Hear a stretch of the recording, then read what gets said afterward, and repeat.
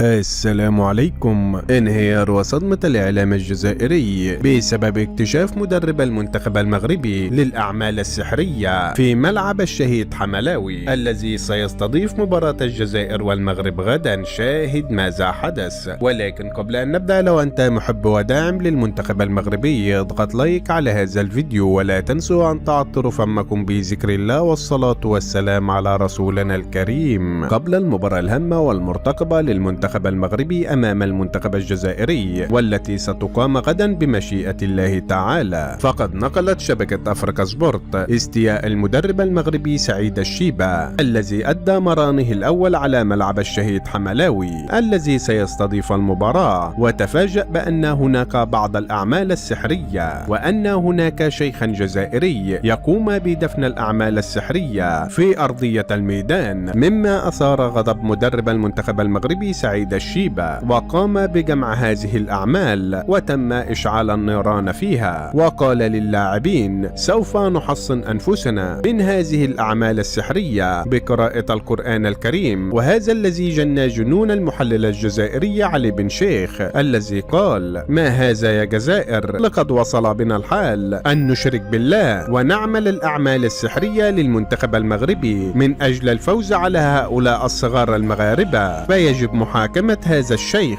ومن أتى به أيضا، لأن هذه الأشياء تشوه صورة الجزائر إفريقيا وخارجيا. فإذا كنا نريد الفوز فعلينا بالاجتهاد وليس بالأعمال السحرية. وفي النهاية ادعوا معي للمنتخب المغربي. اللهم انصر صغار المغرب غدا. اللهم اجعل من يكيد أي مؤامرة ضد المنتخب المغربي اجعل كيده في نحره، وانتصر للمنتخب المغربي. اللهم آمين يا رب العالمين. ولا تنسوا الإعجاب بهذا الفيديو والاشتراك في القناة ليصلكم جديدنا.